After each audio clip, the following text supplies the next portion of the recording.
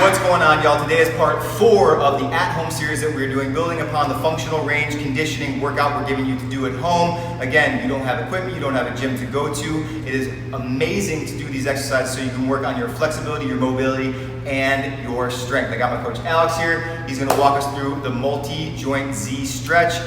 Day 1, we did external rotation of the hip. Day 2, we did internal rotation of the hip. Day 3, we did internal rotation of the shoulder. Now we're gonna do hip flexion and extension.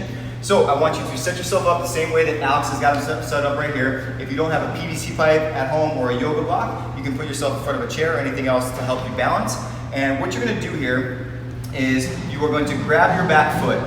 Now, with this, we are going to go into the same sequence that we did in the last videos. If you haven't seen the last videos, I suggest you go back and check them out. We're gonna go through a passive stretch, and then we're gonna go through pails, which is progressive angular isometric loading. Then we're gonna go into rails, which is a regressive angular isometric loading. And then we're gonna rest back into that passive stretch again. So for the 2-minute passive stretch, starting off, you're gonna balance yourself on something in the front here. You're gonna grab your back foot. Alex has incredible flexibility in his quad, so you probably won't be able to get your heel as far as him, but that's okay. And also what you're gonna do is you can kind of drive your hip forward just a little bit as well to increase the stretch in the hip flexors. This can be kind of difficult, especially as your knee starts to go forward, so if you need to press back out of it for a bit, that is fine as well. So again, this is the passive stretch. You're breathing in for 4 seconds, you're breathing out for 8 seconds. Every exhale, you're looking to pull that foot closer to your butt, and you're looking to drive that hip a little bit lower into the floor, okay? So you're gonna do that for 2 minutes. From there, we're going into the pails, the passive angular isometric loading. Did I mess that up again? No? I got it, okay. Progressive angular isometric loading.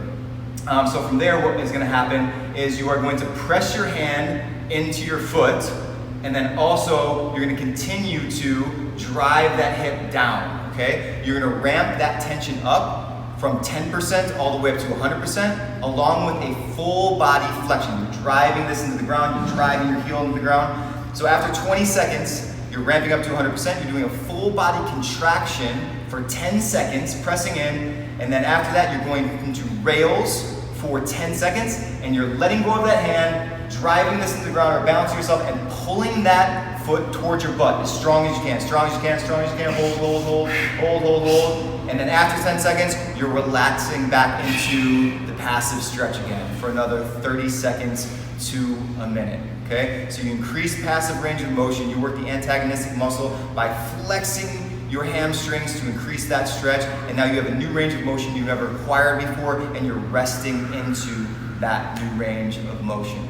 Okay? This one's a little bit difficult, it's a little bit of a step up from the ones we did before. Again, we went external rotation of the hip, internal rotation of the hip, internal rotation of the arm. Now we did hips flexion and extension. Be ready for the next video tomorrow. It's gonna be amazing. Thank you, Alex, for helping me out. And if you guys have any questions, just shoot me a DM, make a comment on the video, and I'll be sure to get back to you and explain anything that needs to be explained. See you next video.